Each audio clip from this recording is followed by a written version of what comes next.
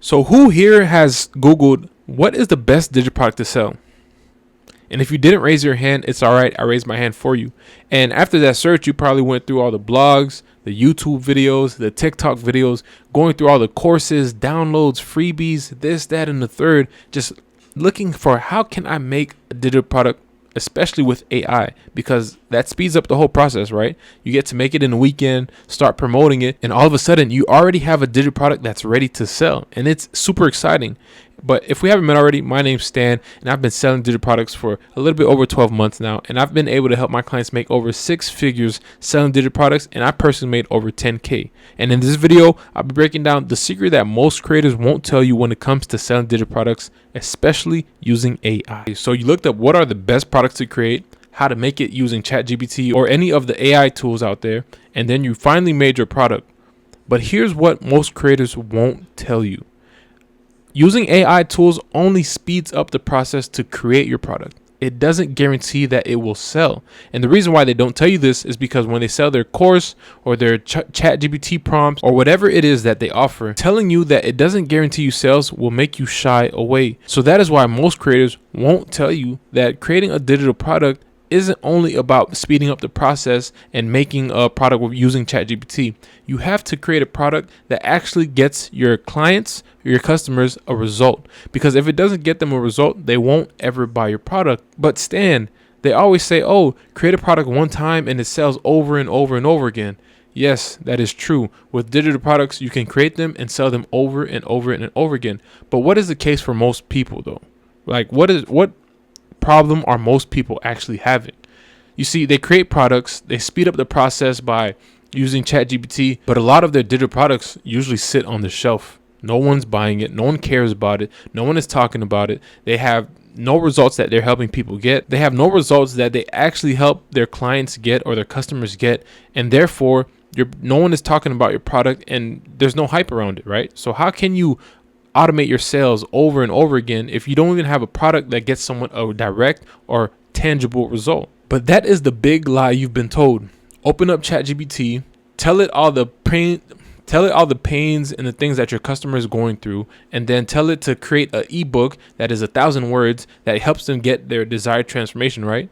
After that, you put it in Canva, you create a design, and boom, you're done. Your product is ready to sell. Put it on Stan Store or Beacon or all of these other platforms that you can use and start promoting it. But where is your audience? Where's your traffic? You have nowhere to promote it. You have nowhere to talk about it. And therefore, your product just sits on the shelf. And the one time that you do get a download or that you do get a sale, that person never talks to you ever again. Why is that? It's because your product doesn't actually solve a real problem. You see, you created this product just from your thoughts and your imagination, right? Which is, there's nothing wrong with that. But what you need to do instead is create your product from the perspective of your ideal customer. You see, you need to understand what are the 5 action steps that they can take in order to get their desired result. That is how you structure your product. So instead of trying to just come up with any random idea because you're passionate about it, you need to make sure that people want it first. The thing that ChatGPT doesn't do is that it doesn't talk to your customers. Only you do. So only you understand the pain points, the problems, and the overall action steps that they have to go through to get from A to B. And that is how you create a digital product that actually gets tangible results, that people actually talk about, people want to buy, and people understand how it helps them. But if you're just creating 101 digital products on ChatGPT, it will never work. It literally won't work out that way. You have to understand that people buy solutions. They don't buy digital products just to buy them. They don't buy it because you care about it and you're passionate about it. They buy it because it solves a problem in their life. And that is what you have to focus on. You have to focus on solving the problem that they are experiencing and not the problem that you want them to have. ChatGPT can only do so much. It uses information online and puts it into one place so that it's easier for you to put it all together. But in reality, like I said earlier, it doesn't know what your customers are going through. So you have to talk to them directly to pick apart what they're going through and what is happening in their lives. And right now you're probably thinking like, okay, Stan, I get it. Don't go to ChatGPT. Don't create a random digital product. Talk to my customers first. But where am I going to find these customers? How can I even get traffic? I don't have a social media page. I don't have a personal brand. I don't know what to do. I don't know how to create content. And I'm just lost. I don't have any traffic.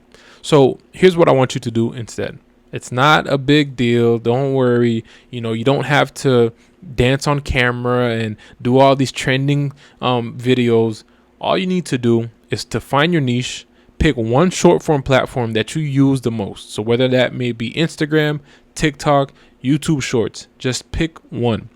Now, the next step is to find seven creators that are doing well inside of your niche. They don't have to be over 1 million followers. They don't have to be the best creators that ever created content in the world.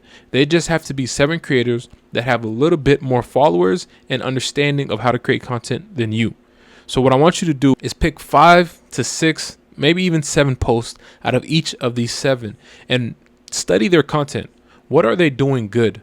What are they doing bad? What videos are getting the most views and why are they getting the most views? What I specifically want you to look at is the hooks, the format of the video. So is it a talking head video? Is it a video like this where they're talking to you, they're sitting at a desk talking to a screen, or are they holding their phone, talking in their car?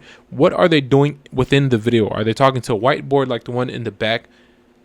Break down their video. Understand, why do people like it?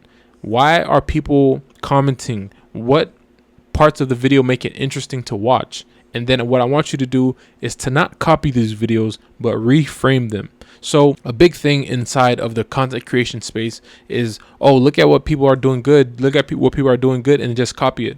You shouldn't copy it, because first of all, copying is wrong. Just taking someone's video flat out is wrong. It doesn't help you if you do get views, because people are just going to call you out and make fun of you. So what I want you to do instead is to reframe their video ideas. And this isn't a big scary concept. What I want you to do is write down all the topics that they're making videos on. And what is the video about? Is it a 5-step recipe for busy moms looking to cook at home for their families? Or is it how to lose weight using this specific diet? Look at what people are saying in the comments. And what I want you to do is reframe the video. So if, for example, this person, let's just create a random video idea, right? Let's say this person made a video on how I made $1 million in 30 days using, let's say, crypto. Trading crypto, right? Instead, you don't have to say that you made $1 million in 30 days trading crypto. You can just say, here's how I made my first dollar online selling Pokemon cards, or here's how I made my first dollar online coaching students, or here's how I made my first dollar online being a tutor. Find your unique thing within your niche and just talk about it from your lens. So you don't have to say that you made $1 million. You don't even have to say that you made money. You can literally say, here's how I tried to do this thing in 30 days and the result that you got out of it. So if you made $0, talk about how you made $0, what you learned along the way, etc., etc. And I want you to do this with the next videos that you create. This allows you to create content in your niche that people are already watching, and you've reframed it in your own lens. So when people start to come to your page, they see that you're talking about it from your own perspective, from your own unique experiences, and that is what builds connection. And the cool thing about it is you don't have to constantly try to come up with content ideas. You're using ideas that already work, but you're just reframing it.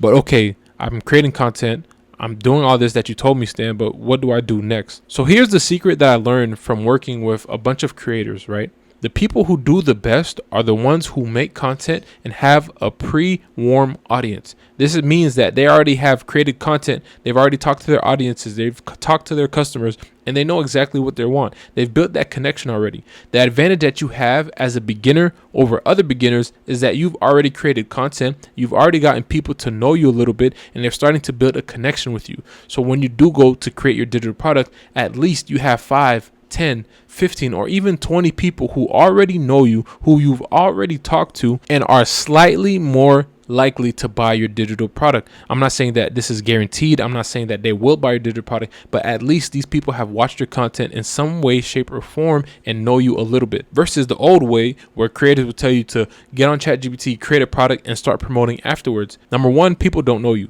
Number two, you don't even know if your digital product works yet.